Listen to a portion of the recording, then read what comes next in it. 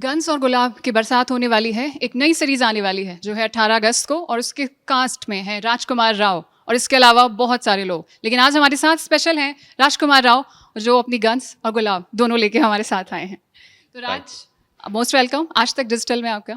पहला सवाल मेरा ये है कि गन्स तो दिख रही हैं, गुलाब क्या है?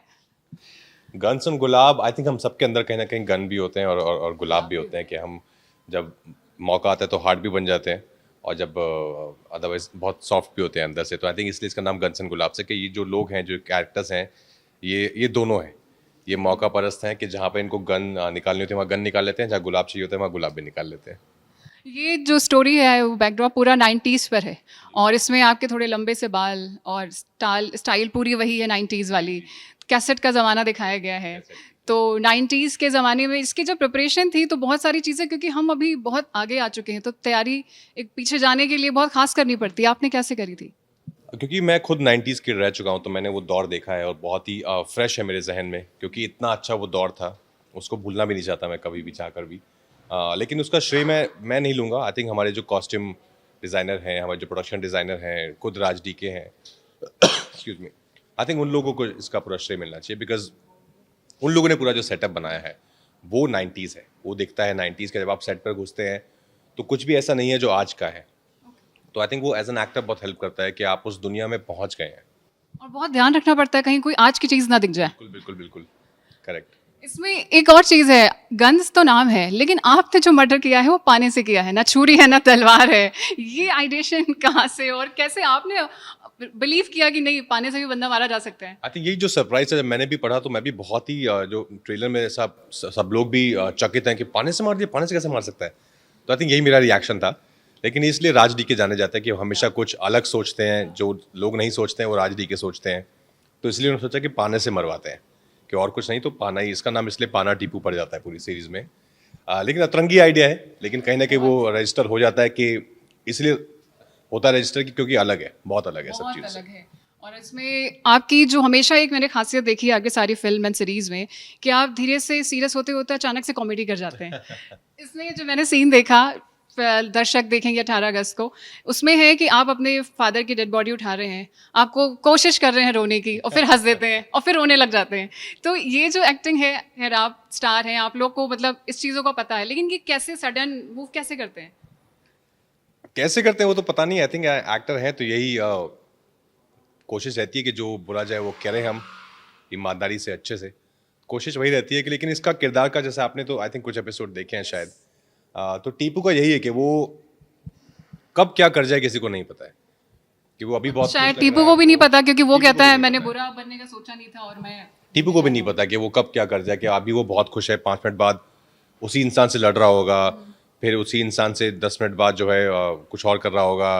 आई थिंक इसका बहुत जो वो एक अनप्रिडिक्टेबल नेचर जो है ना, उसने मुझे बहुत अट्रैक्ट किया इस कैरेक्टर के लिए, कि आप कितना कितना अलग हो सकते हैं आप एक ही दिन में, कितनी पर्सनैलिटीज हैं आपकी। आपके साथ बहुत अच्छे अच्छे स्टार्स हैं। इसमें गुलशन है, इसमें दुलकर सलमान है। एक होता है ना जब कभी कोई सामने ऐसा स्टार है जिसको एक्टिंग थोड़ी पता चल, आप लोगों को आइडिया हो जाता है, तो सीन मुश्किल होता है। लेकिन जब सामने एक बहुत अच्छे एक्टर साथ में हों तो सीन करने में मज़ा तो नो डाउट आता है, लेकिन वो केमिस्ट्री कैसे बिल्डअप होती है? कि आप लोग उसमें भी रिहर्स करते हैं या बस सडन स्टार्ट हो जाते हैं? नहीं, ऑफ कोर्स बेसिक रीडिंग करते हैं, ब्लॉकिंग करते हैं, लेकिन ये आपने सही कहा कि जब अच्छे एक्टर होते हैं सामने तो मज़ा आता है काम करने में। कि आपको स्ट्रेस नहीं रहता कि सीन पता नहीं बनेगा कि नहीं बनेगा, बिकॉज क्रिएटिव जॉब है। दो लोगों से सीन बनता है या तीन लोग, जितने भी लोग हैं सीन में। सेम लाइक जैसे अभी हम इंटरव्यू कर रहे हैं, आप दोनों का अच्छा होना ज़रूरी है। एक जना भी अगर अच्छा नहीं होगा तो इंटरव्यू मज़ा नहीं आएगा, लोगों को डल हो जाएगा। सेम एक्टिंग का भी ऐसा ही है। तो मज़ा आता है बहुत। और मैं मुझे अच्छा लगता है इम्प्रोवाइज़ करना, कुछ नई नई चीज़ें ऐड करते रहना, या कुछ अतरंगी सोचना अपने सीन में। और सामने वाले से भी जब वैसा ही रिएक्शन मिलता है तो लगता है कि चलो अच्छा हुआ, बिकॉज हम सब मिलके जो है वो सीरीज़ के लिए काम कर रहे थे या फिल्म के लिए काम कर रहे हैं, अपने अपने लिए काम नहीं कर रहे हैं। Yes, उसके बाद ही एक बेहतरीन सीरीज निकल के आती है, और जो ट्रेलर में बिंदास दिख रही है बहुत अच्छी दिख रही है, और मुझे लगता है बहुत अच्छे आपके रिव्यूज़ आने वाले हैं इसके।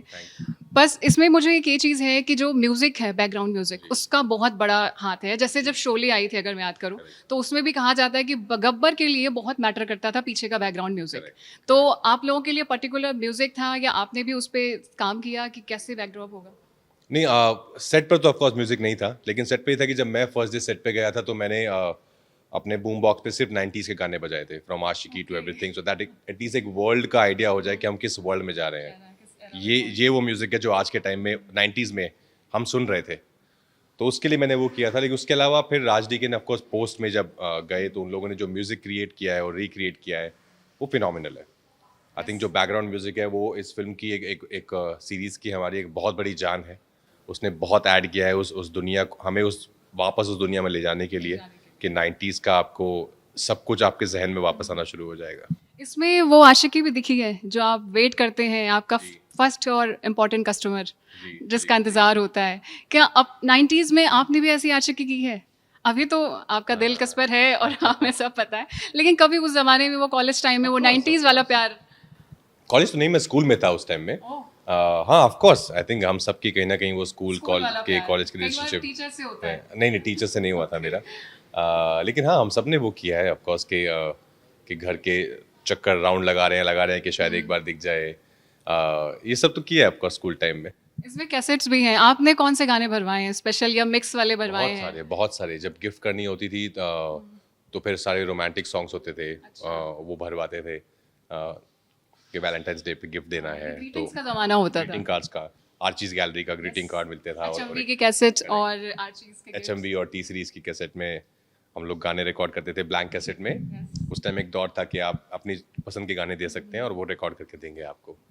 अच्छा दौर था। आई थिंक सिंपलर चीज़ें थी, बहुत सिंपलिसिटी थी और बहुत रोमांस था। वो वैसा ही होता भी। करेक्ट बहुत रोमांस था उस टाइम में। तो इस आशिकी में कि कभी प्रपोजल रिजेक्ट भी हुए? नहीं, इतने ऐसे कुछ प्रपोजल कभी किए भी नहीं कि रिजेक्ट हो जाए। आई थिंक 1 या 2 मैक्स स्कूल से लेके अब तक यार। नहीं, ये आपकी वो आशिकी बहुत इनोसेंट वाली है और मुझे वो आपके सीन्स याद है, वो स्त्री में हो या अभी हो, वो अचानक से जो आता है ना वो माहौल पूरा चेंज कर देता है। तो गैंग्स एंड गुलाब का लिए वेट है हमें और हम चाहेंगे कि बहुत अच्छे रिव्यूज़ हों और आपको बेस्ट विशेस।